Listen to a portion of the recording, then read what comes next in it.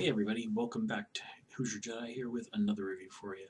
This time talking episode 10 of season 2 of Riverdale, The Blackboard Jungle. This is another really solid episode of the series. There's interesting stuff going on, and it's just a good episode. So let's just kind of get right into things. Um, what's going on with Cheryl, I think, is especially interesting this episode. She does kind of have that nice line where she freaks out and basically says it's like my home life is a Byzantine nightmare. I can't take that with my school life as well, or basically words to those effect. And I'm pretty sure she actually did use the word Byzantine, which seems horribly out of character for a modern high school student who's supposed to be like what, 15. Now, granted, Cheryl is from a well-to-do family, so she's probably has more of an education, or at least exposure to the words like that, um, than your average teenager in modern day. But still, that doesn't really seem like a word you'd hear ever coming out of the mouth of a high school, especially using it as an adjective. But still, nicely done there. And this episode is interesting in that it shows Cheryl, two sides of Cheryl. Cheryl the manipulator, and in a lot of ways, Cheryl as Cheryl the victim. This episode, she organizes, this. She's the leader, one of the leaders of the sort of this front that is against the Southside High students coming to Riverdale, and is also basically kind of basically blackmails Archie to go and try and get him on her side.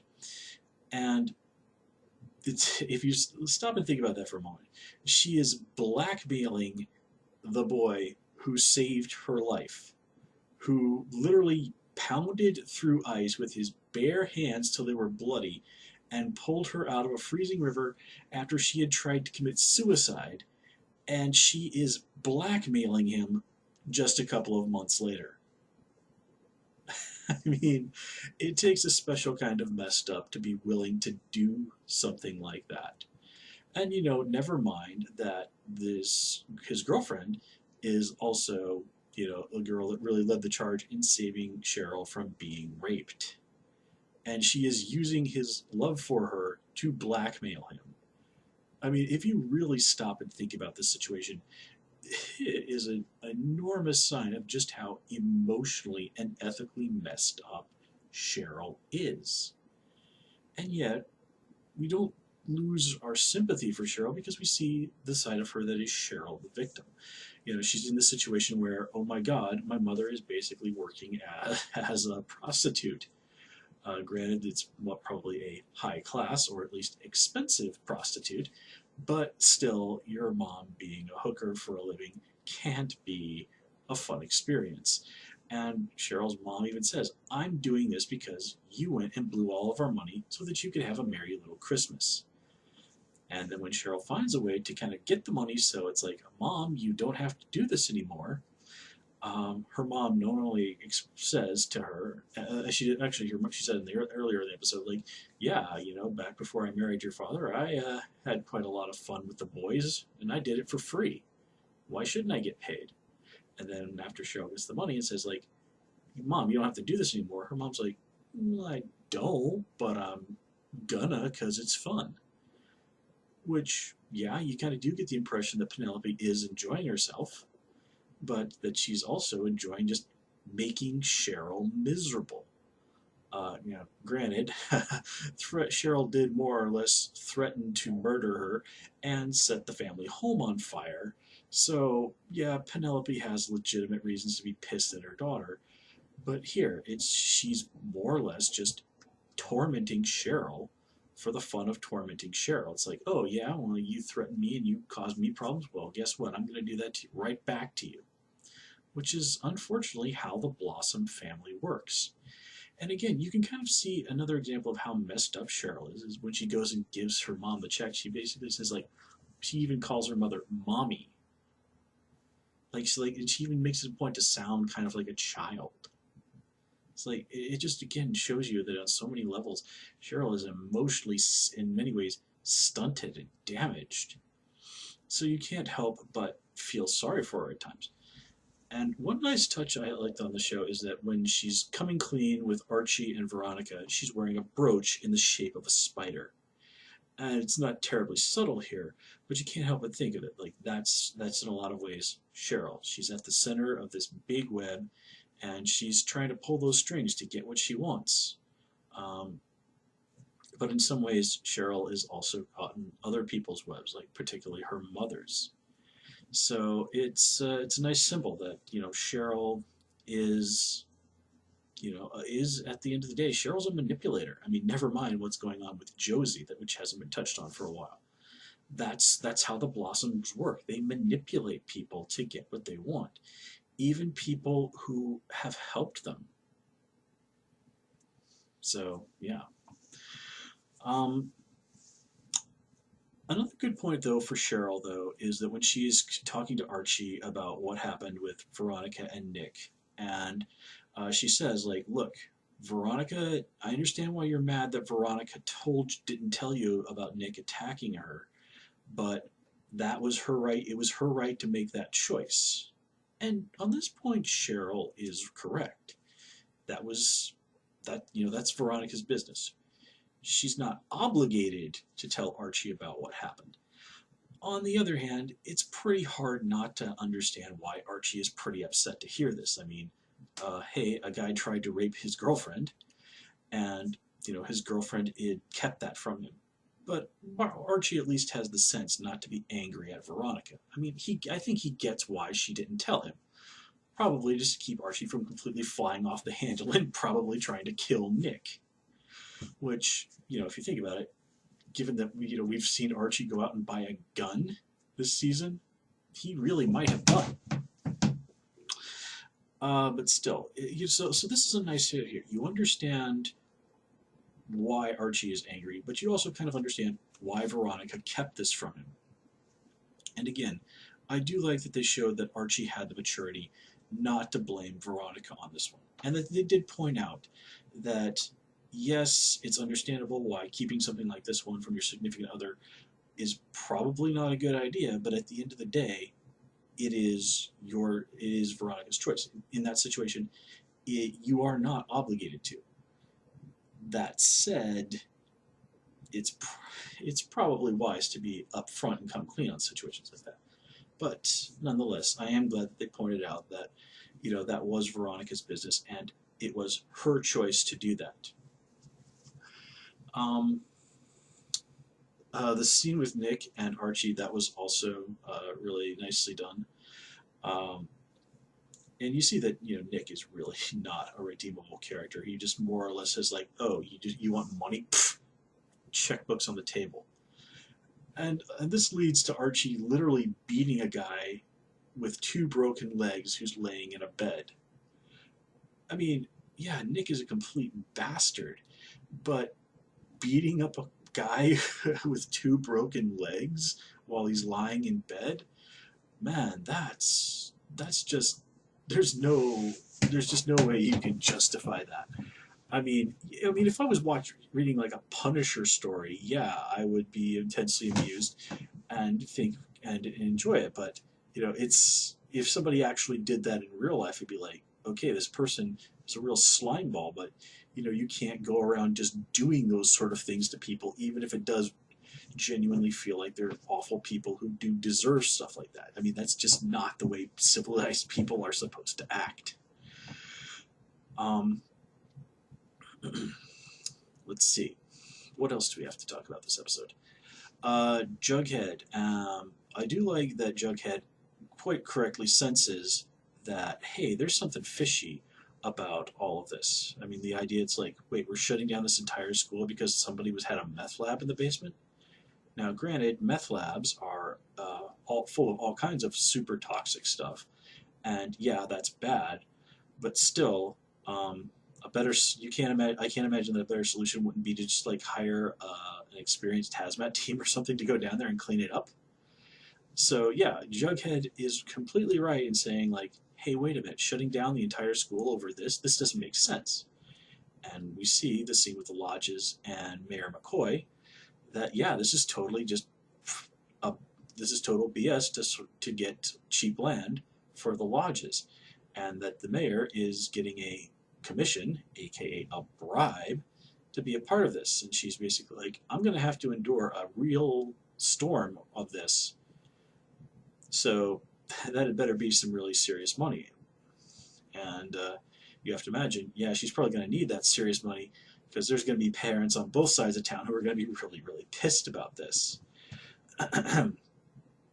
But still, it just kind of goes to show you that, Mayor McCoy, Josie's mom, another dark figure here in Riverdale. We see Hiram and Hermione just going out there and literally bribing the mayor, shutting down a high school for their own gain. We see that Veronica is also continuing to play her part in this, although exactly how exactly how on board all of this she is, it's a little unclear. I think there's still more going on here because Veronica, for all of her flaws, is a reasonably moral person. So I think that there's more than what's going on here than meets the eye. And even her parents are sort of saying like, hey, we're trusting you with this. You need to kind of do what you can to make this go as smoothly as possible. Again, probably for the sake of the mayor, who of course the lodges are going to want to keep in their pocket. And we do see that Veronica is indeed doing that. Her organizing the welcoming thing and us figuring out a way to kind of get the former Southside students to sort of blend in via the clothing donation. Oh, and I do like that they do have Tony point out quite reasonably that, hey, us getting to go to Riverdale High is actually a really good thing. I mean, this is a school that's actually, not a total crap hole, and this does nothing but really benefit us. And I do also like how the characters around him point out to Jughead, it's like, dude, you're getting a bug up your ass over a jacket. All right? I mean, his dad, the other members, it's like, yeah, okay, for a couple of hours every day, ultimately we have to take off this jacket and sort of pretend to be a little bit of what we're not. But that's just what you got to do to get by. And I absolutely love that scene where Jughead is like, a serpent never sheds his skin. And his dad is like, don't quote the laws to me, boy. And points out, it's like, yeah, snakes hibernate during winter. And that these are tough times for the serpents. And that, taking off a jacket for a couple of hours a day is a really small price to pay for what they get in return. And Jughead does ultimately see the wisdom of this. I love that they sort of end up basically forming, like, hang on one second. It's a little ironic. I actually happen to have this right at hand. Yep, they formed their own version of the good old D&D club, and that's going to be sort of the little sanctuary for the serpents at Riverdale High. Another thing that I thought was good this episode is actually, of all things, Reggie. It's no surprise that he's not too thrilled that the Southsiders are coming to Riverdale High. But when Archie is there with Veronica trying to welcome them, Reggie pretty understandably gets in Archie's face and saying like, hey man, did you forget that some of those guys over there came to your house looking to kick your ass, and that me and the other members of the football team, we not only helped you out there, we helped you out. We stood by you. And he is completely correct in that. The idea that Archie is trying to welcome people who came to his house to beat him up to his school really actually makes very little sense if you consider in general, and if you look at it from Reggie's point of view. Now, granted, at the end of the day, Archie is a pretty good guy and is just doing what he can to help Veronica, and probably, I don't get this feeling that on this front, Archie is particularly holding a grudge. I mean, let's keep in mind, one of the people he's helping to welcome is Sweet Pea, who not only came to his house looking to kick his butt, but pulled a knife on him when he caught Archie tagging in the South Side. So yeah, and this is not the first time that and Archie and Sweet Pea have crossed paths other times, and yet Archie does seem to be genuine in this whole thing of welcoming the Southsiders. What I don't really get about Archie this episode is that he is in no way, shape, or form suspicious of this guy claiming to be an FBI agent. I mean, this dude shows up out of nowhere looking to drag a minor into an extremely shady situation, and Archie only gives a token like, hey, shouldn't you talk to my dad about this? And then as soon as he brings up his dad, it's like, oh, well, we want to make sure you want to make sure your dad isn't implicated in anything, right? So this whole FBI thing seems extremely shady. I have my own ideas about who this guy might really be, but we're just going to save that for another time. Let's see. Oh, geez, we almost forgot to talk about Betty. So we're introduced to her older brother, Chick, this episode. Not a character I know from the comics. I did a quick check on the Archie wiki. Oddly enough, it says that he's a government agent. So, yeah. The names like Dagwood and Juniper, I think those might actually be cousins? Or they might be nieces or nephews of Betty in the comics. I can't remember. I vaguely think I've heard of them before, but whatever. But nonetheless, this whole thing of Alice getting to meet her son and finding out that he's a male prostitute, which, yikes, that goes over extraordinarily poorly, understandably so. And I do like that Chick is quite clear that, like, yeah, my life sucks, and I kind of blame you for that. So it's kind of hard not to sympathize with him. He's a guy who's had a really crummy hand dealt to him by life. And yet, when he does end up at the Cooper's house, he, as soon as they turn off the lights, becomes intensely creepy. I mean, just him going in there and watching his sister sleep. Yikes. I mean, this guy just points to the actor for making Chip seem like a complete and utter psycho. So, yeah, it's going to be interesting to see what comes from all of this. So, with that said, guys, I'm going to call it here. As always, please comment, rate, and subscribe. And of course, you can follow me on Twitter at Hoosier Jedi, and please also join me on Tumblr at Jedi Reviewer. Until next time, take care and have a good one.